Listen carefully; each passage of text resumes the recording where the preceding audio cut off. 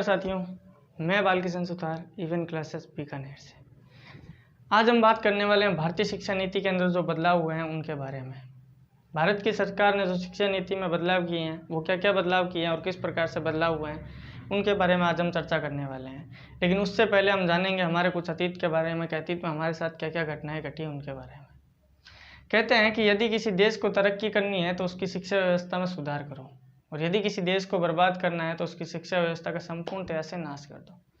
ऐसा ही कुछ किया था अंग्रेजों ने हमारी भारतीय शिक्षा व्यवस्था के साथ। विश्व की सबसे प्राचीनतम और विश्वसनीय शिक्षण संस्थान गुरुकुल ने अंग्रेजों के आने तक भारत में 97% तक साक्षरता ला दी थी, जिसने भारत को विश्व गुरु बनाया था। और इसी गुरुकुलों के अंदर आर्ट्स, साइंस, मेडिकल साइंस, धातु विज्ञान, गणित जैसे कुल 18 उच्च शिक्षा के विषयों का अध्ययन जो है वो संस्कृत भाषा में करवाया जाता था। और भारत को एक विद्वान फैक्ट्री बनाकर छोड़ दिया था। और इन्हीं विद्वान फैक्ट्री के जो प्रोडक्ट थे वो थे भास्कराचार्य, स्वामी विवेकानंद, दयानंद सरस्वती, चाणक्य। ये सारे के सारे प्रोडक्ट थे जिन्होंने विश्व के अंदर भारत का लोहा मनवाया था। और शायद यही बात अंग्रेजों को खटक रही थी। इसी कारण से सन 1834 के अंदर ब्रिटिश सरकार का एक कानूनी सलाहकार मैकाले भारत के अंदर ब्रिटिश सरकार का कानूनी सलाहकार बनकर आया। और उसने सन 1835 के अंदर एक कानून बनाकर पास किया जिसमें भारतीय शिक्षा व्यवस्था का पूर्णतया से बदलाव कर दिया गया। यानी कि संस्कृत पर पूर्णतया से प्रतिबंध लगा दिया गया और पूरी शिक्षा व्यवस्था का अंग्रेजीकरण कर दिया गया था और भारत को एक नौकर फैक्ट्री बनाकर छोड़ दिया गया था। इसी कारण भारत में इतनी बेरोजगारी है और भारत का जो नवयुवक है वो ज्ञान को छोड़कर एक नौकरी के पीछे भागता है।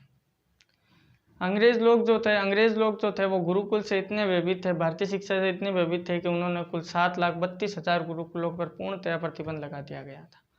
और संस्कृत के जितने भी प्राचार्य थे उन सारों को निर्दयता से मारा गया था और उनके साथ बहुत सारा दुर्व्यवहार किया गया था। उनके घरों को जला दिया गया था ताकि भारत जैसे विश्व गुरु पर हमेशा के लिए कब्जा किया जा सके, क्योंकि नहीं पढ़ेगा इंडिया तो कैसे आगे बढ़ेगा इंडिया। तो इसी के साथ हमारी कहानी अतीत के अंदर ये जो हमारे साथ हुआ वो घटना थी। और अब यदि हम बात करते हैं कि हमको आज़ादी मिलने के बाद हमारे साथ क्या हुआ। बात करें न सन 1947 में जब हमको आज़ादी मिली थी तब हमने सोचा था कि अब तो कुछ शिक्षा नीति के अंदर बदलाव आएगा, लेकिन ऐसा कुछ नहीं हुआ था। अंग्रेजी को एक कार्यालयी भाषा बनाकर छोड़ दिया गया था। यानी कि जिसको फर्राटेदार इंग्लिश बोलनी आती है वही जेंटलमैन है, वही पढ़ा लिखा है, बाकी सारे के सारे अनपढ़ है। अभी वर्तमान स्थिति भी यही चल रही है कि जिसको अंग्रेजी बोलनी आती है वही जेंटलमैन है।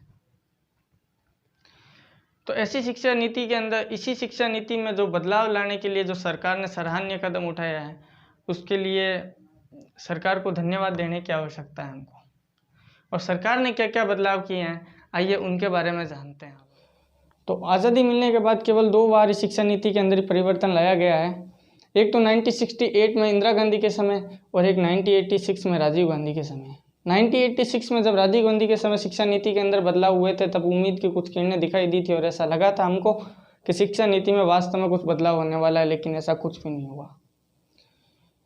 सन 1964 में कोठारी कमीशन के द्वारा कहा गया था कि यदि भारत को तरक्की करनी है तो उसको अपनी GDP का लगभग 6% अपनी शिक्षा पर खर्च करना होगा। लेकिन वर्तमान तक भारत की शिक्षा पर 2.7% ही शिक्षा पर खर्च किया जा रहा है।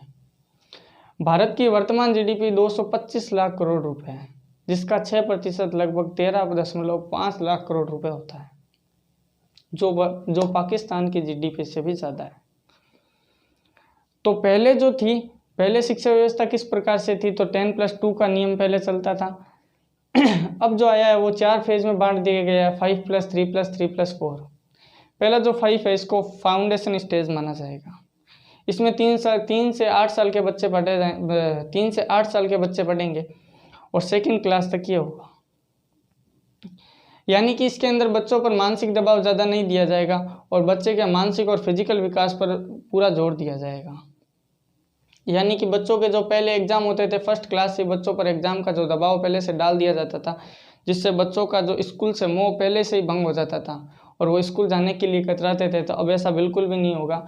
बच्चों को खिलाने के साथ साथ उनकी पढ़ाई पर पूरा ध्यान दिया जाएगा और उसके साथ साथ ही बच्चों के जो एग्ज़ाम होंगे वो एकदम नाम मात्र होंगे।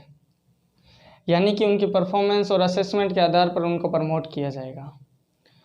इसको फाउंडेशन स्टेज कहा गया। अगला जो 3 वाला सिस्टम है, इसमें 2nd क्लास से लेकर 5th क्लास के बच्चे पढ़ेंगे, जिसको प्री प्राइमरी स्टेज कहा गया है। इसके अंदर क्या खास बात है, तो इस 3 का मतलब क्या है, तो इस 3 के अंदर बताया गया है कि इस 3 सालों के अंदर, यानी कि 2nd क्लास के 5th क्लास के 2nd क्लास से लेकर 5th क्लास तक के बच्चों को अपने राष्ट्रीय, राज्य, किसी भी भाषा के अंदर अध्ययन कराया जा सकता है।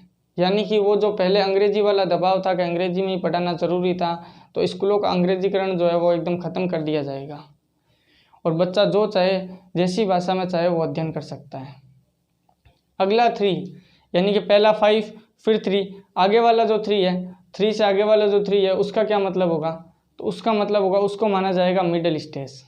मिडिल स्टेज या मिडिल एजुकेशन हम जिसको कह सकते हैं, जिसमें पढ़ेंगे 6 to 8 वाले बच्चे।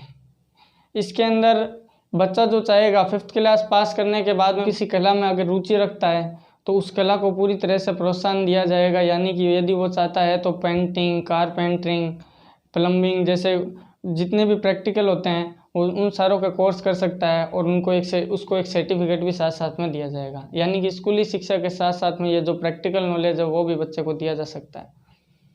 अगला जो है वो सेकेंडरी स्टेज अपनी स्टार्ट होती है, जो 9th से लेकर 12th तक है।